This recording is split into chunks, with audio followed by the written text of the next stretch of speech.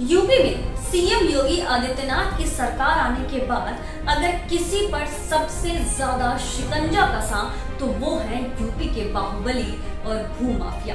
लेकिन अब यही बाहुबली सीएम योगी की 2022 में जीत का बड़ा पुल बनने वाले हैं। अब आप सोच रहे होंगे कि अभी हाल ही में बसपा सुप्रीमो मायावती ने तो साफ तौर पर बाहुबली मुख्तार अंसारी से दूरी बना ली है, तो वही अतीक अहमद ने AIMIM का दामन थाम लिया।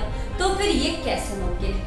बाहुबलियों और भू माफियाओं के खिलाफ सीएम योगी का एक्शन तो सबने देखा है, तो फिर ये कैसे जीत दिलाएंगे सीएम योगी को? तो चलिए ये जानते हैं। दरअसल मुख्तार अंसारी हो या फिर अतीक अहमद, इन सब का अपने अपने इलाके में काफी रौब रहा है। लोगों में इनका खौफ है, जिसका नतीजा ये है कि कोई चाहकर भी इनके खिलाफ खड़े होने की हिम्मत नहीं करता है और इनका एक छत्र शासन। मगर सीएम योगी ने इनकी अवैध संपत्ति को जब्त करने या फिर इन पर बुलडोजर चलवाने का काम तेजी से किया।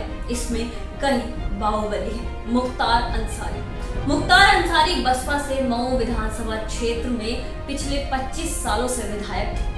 कोई भी अंसारी के खिलाफ खड़ा होने की हिम्मत नहीं करता था, लेकिन सीएम योगी ने अंसारी के इस एक छत्र राज को खत्म कर दिया। अंसारी की करीब 200 करोड़ रुपए की संपत्ति को जब्त कर लिया गया या फिर उस पर बुलडोजर चलवा दिया गया। अंसारी पर इस एक्शन का नतीजा ये है कि मऊ की जनता सीएम योगी के इस एक्शन से काफी खुश है और इसलिए ये उम्मीद है कि इस क्षेत्र से बीजेपी का वोट बैंक बनेगा। अतीक अहमद यूपी का माफिया है, जिसका पूर्वांचल में काफी खौफ था, लेकिन सीएम योगी के एक्शन के बाद अब वो सलाखों के पीछे है।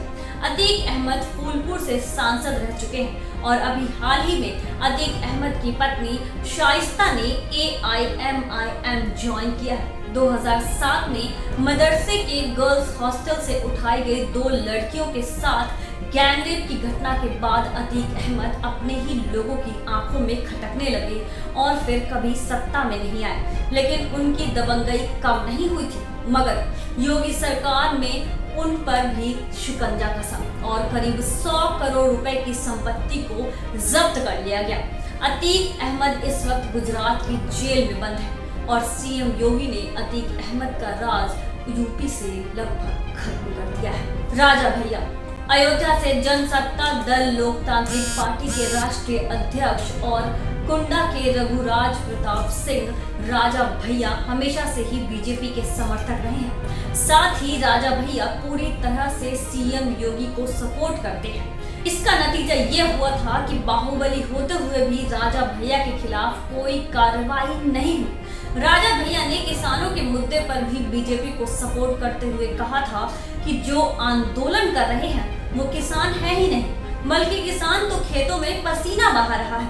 राजा भैया बीजेपी को सपोर्ट करते हैं और वो फिर से सीएम योगी को ही सीएम के रूप में देखना चाहते हैं।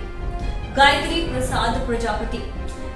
प्रसाद प्रजापति सपा के पूर्व विधायक हैं और फिलहाल गैंगरेप और अवैध संपत्ति रखने के मामले में जेल में है। गायत्री प्रसाद प्रजापति जेल से ही अमेठी से चुनाव लड़ने वाले हैं और इसकी तैयारी प्रजापति के बेटे अनुराग प्रजापति ने शुरू कर दी है। प्रजापति फिर से सपा से चुनाव लड़ सकते हैं।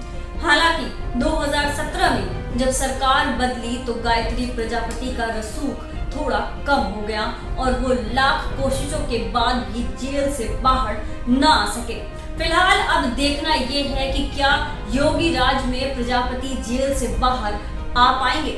ये वो लोग हैं जिनका जेल जाना और सपोर्ट करना दोनों ही सीएम योगी को फिर से यूपी की सत्ता की कुर्सी पर बिठा सकता है।